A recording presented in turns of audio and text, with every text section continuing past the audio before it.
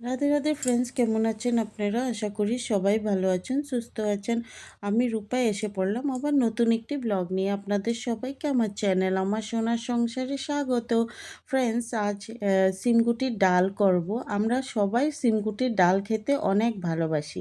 আজ সিমগুটির ডাল করব, তাই খোসাগুলো ছাড়িয়ে পরিষ্কার করে নিচ্ছি। গতকাল রাত ভিজিয়ে রেখেছিলাম।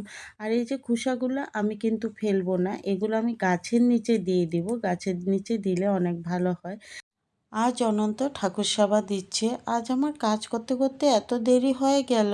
এখনও আমার রান্নাবাড়ি বাকি আছে, তারপর স্নান করব, ঠাকুরসভা দিব, অনেক দেরি হয়ে যাবে।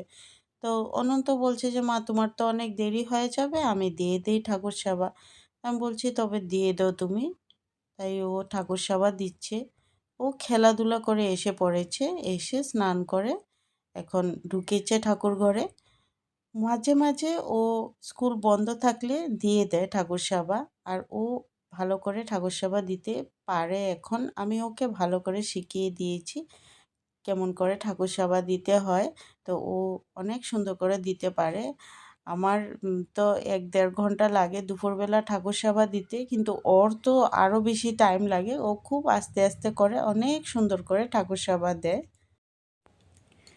আজ অনেক নুডলস খেতে ইচ্ছা করছিল আমার, তাই আজ স্পাইসি নুডলস বানিয়েছি। অনন্ত শখ হয়ে গিয়েছে, মা তোমার নুডলস খেতে ইচ্ছা করছে। ও বলছে মানে আমি না নুডলস অনেক কম খাই, অনেক কম বানাই, কম খাই। অনন্তকে টিফিনে দেই তো প্লেন নুডলস দিই, আটা নুডলস থাকে, আটা নুডলস দিই আমি ওকে টিফিনে। আর স্পাইসি নুডলস যখন আমরা কোনো সময় একসঙ্গে বসে নুডলস খাই, তখন স্পাইসি নুডলস বানিয়ে খাই।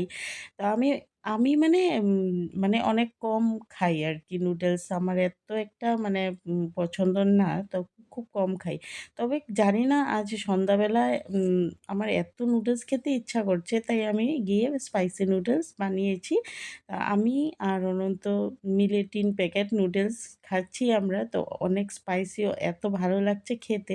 কিন্তু হ্যাঁ, এটা 3x না, আমরা বেশিরভাগ 3x স্পাইসি নুডলসটা খাই। এটা হয়েছে 2x, তো একটু স্পাইসটা কম আছে। তবুও অনেক ভালো লাগছে।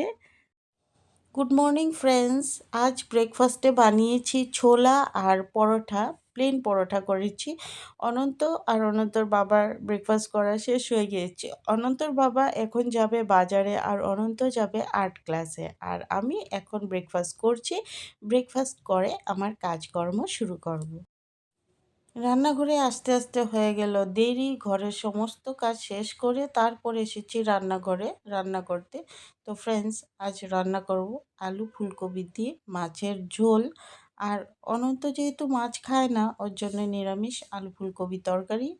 আর মাছের মাথা আছে ৪ টুকরো, কড়া করে ভাজি করব অনন্তর বাবার জন্যে, আমার জন্যে। আর স্যালাড করব।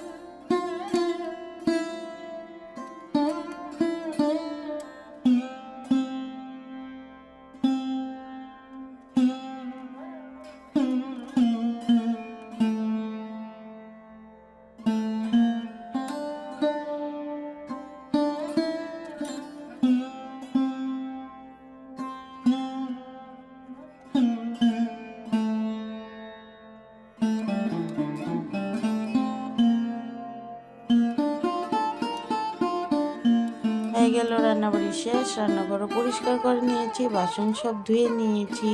এখানে অল্প জল ভরছি, জলটা গরম করব, জল গরম করে স্নান করব। আমার জ্বরটা না ভালো করে কমছে না, তাই আজও গরম জল দিয়ে স্নান করব।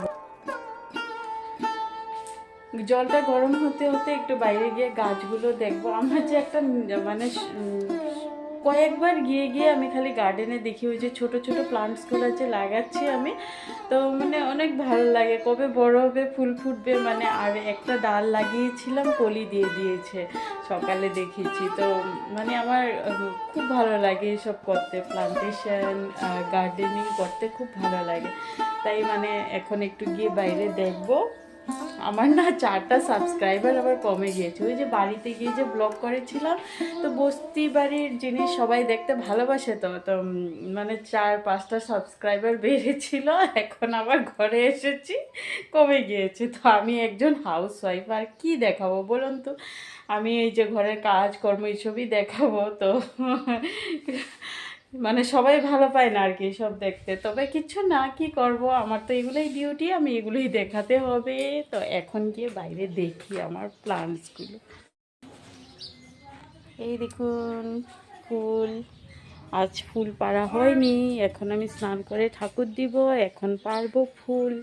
এই যে এখানে একটা আছে, আর শুধু দুটোই ফুল, না না আর একটা আছে, ওইখানে দুতরা ফুল, দুতরা ফুল একটা আছে হোয়াইট কালার।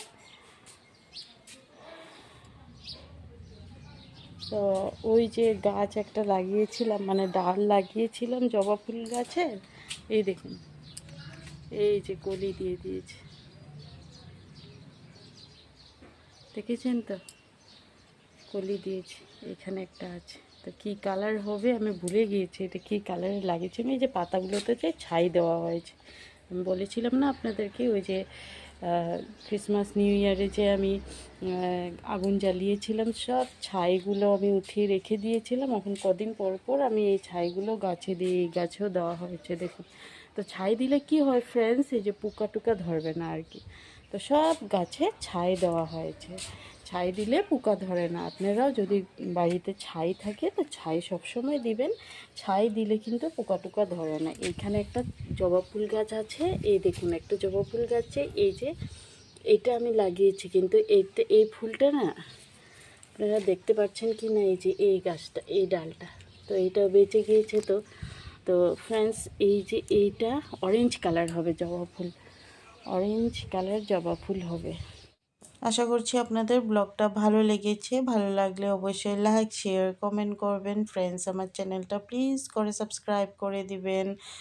সবাই ভালো থাকুন, সুস্থ থাকুন, অনেক তাড়াতাড়ি নতুন ব্লগ নিয়ে আসবো। টাটা।